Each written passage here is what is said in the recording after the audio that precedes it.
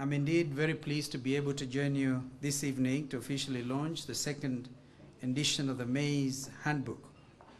The launch of this book is timely, coming against a backdrop of sustained efforts by the government to achieve food security in our country.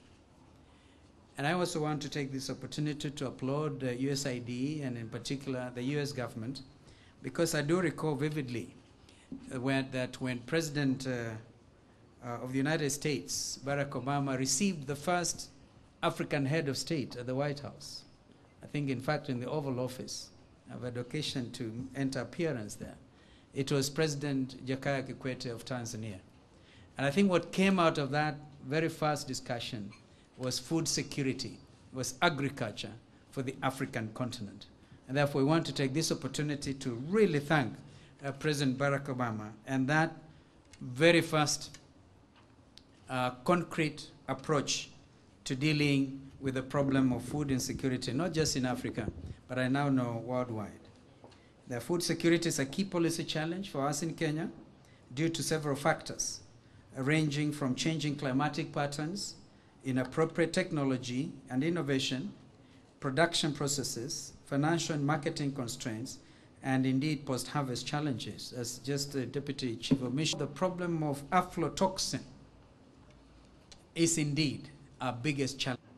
37 million Kenyans rely on maize. In fact, I'm told the statistics are 1 bag of maize per person per year, and that is what we produce. 96%, 97% nearly of our people rely on maize as their food, basic food. Next week is very significant in the history of this region, the East African region. It is when we're going to be talking for the first time of the East African Common Market, July 1st. Very significant. I can't wait to see July 1st because it's wonderful. How does what you're doing here relate to that situation? You know, when we didn't have maize, those 18,000 callers through Nesbitt's network, I think we're saying we're bringing some of the maize from Uganda, some of the maize from Malawi, and now we have so much maize, the prices have gone down. And those same farmers, separate from the problem of aflatoxin, do not understand why we are not able to pay them 2,300 shillings per bag. This was the issue we dealt with His Excellency the President. Minister Sally Kosgei, who I'm sure wanted to be here, she could still be on the way, because I know this is now our pet subject. She's saying farmers must be helped. But I therefore thought, rather than read this long speech to you, I just speak from my heart, which is what I'm doing. Ladies and gentlemen, as we discuss maize in this forum, we should also recognize the importance of other food, staple foods I've just mentioned, rice, wheat, beans, potatoes, sorghum, millet. And I'm very happy to know that USAID has already laid down future strategies focusing on staple foods, not only in Kenya, but in the region as a whole. This is a step in the right direction, and the government will work hand in hand with such initiatives to ensure that the food situation in the country improves.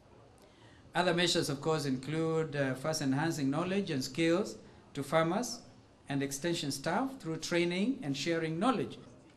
As I conclude, ladies and gentlemen, let me acknowledge the authors of the Maize Handbook, ACDI, VOCA, as well as USAID for funding the publication and distribution of the book. My gratitude also goes to the private and public sector organizations for contributing to its content. I hope that you will continue to review the content accordingly as changing trends occur in the maize value chain subsector.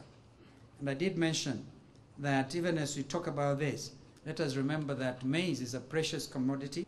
I now declare the second edition of Kenya Maize Handbook officially launched, and I thank you.